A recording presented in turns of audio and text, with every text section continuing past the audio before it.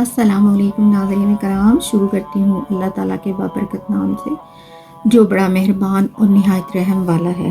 حضرت موسیٰ اپنے جوان یوشع کے ساتھ دو دریاؤں کی طرف چل پڑے۔ چلتے چلتے جب دریا کنارے پہنچے تو یوشع نے اپنا سامان ایک پتھر پر رکھا اور وضو کرنے لگ گیا۔ اسی وقت حضرت موسیٰ علیہ السلام سو رہے تھے۔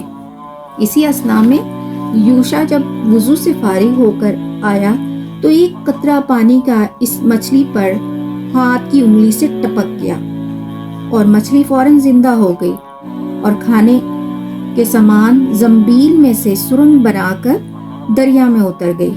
یوشع نے دیکھا تو اس نے سوچا کہ حضرت موسیٰ علیہ السلام اٹھتے ہیں تو ان کو بتاؤں گا، مگر شیطان نے اسے بھلا دیا، اور جب حضرت موسیٰ علیہ السلام بیدار ہوئے تو زنبیل وہیں بھول کر آگے بڑھ گئے۔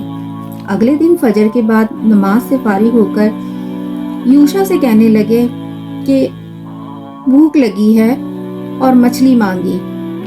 قرآن پاک میں ہے کہ جب وہ آگے چلے دونوں کہا حضرت موسیٰ علیہ السلام نے اپنے جوان کو، دے ہم کو کھانا، ہمارے صبح کا ناشتہ۔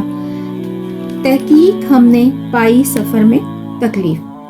تو یوشع نے کہا کہ ہم جب ٹھہرے دریا کے کنارے پتھر پاس تو مچھلی وہاں دریا میں عجیب طرح اتر گئی اور میں بھول گیا آپ سے ذکر کرنا، جو شیطان نے مجھے بلا دیا، اور مچھلی کا دریا میں سرنگ لگا کر اترنا تعجب کی بات ہے۔